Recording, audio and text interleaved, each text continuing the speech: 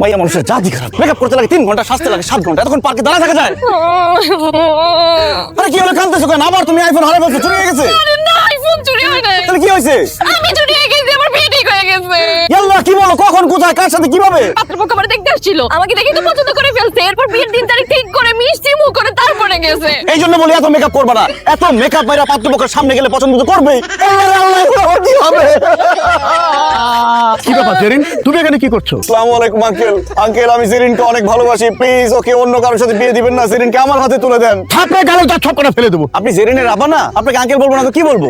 উনি আমার আব্বা হতে যাবেন কেন? উনি আমার আব্বা না। সে তোমার আব্বা না, তাকে আমি আঙ্কেল বলতে পারবো না। তাহলে সে কে? অবশ্যই আমি আমার আব্বা। তোমার সাথে আমার বিয়েটা ঠিক করছে।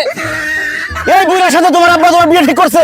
তোমার আব্বার কি চোখ আছে না সন্ধ? সুস্থ নাকি পাগল? কি বুঝা এরকম একটা বৃত্ত পথযাত্রী বুড়ার সাথে তোমার বিয়ে ঠিক করছে? আরেকবার বুড়া বললে কিন্তু খুব খারাপ হয়ে যাবে, কই দিতেছি। তোর বুড়া বলবো নাকি কচি বলবো রে? অবশ্যই কচি বলবি, কারণ আমার নামই কচি, হায়দার আলী কচি। দেখছো বুড়ার অবস্থা দেখছো? ওর ছাল বাকলা লতা পাতা সব গেছে পাইকা, তার নাম বলে কচি। এই তুই কোন সাহসে এরকম একটা ইয়াং মেয়ের বিয়ে করতে চাস?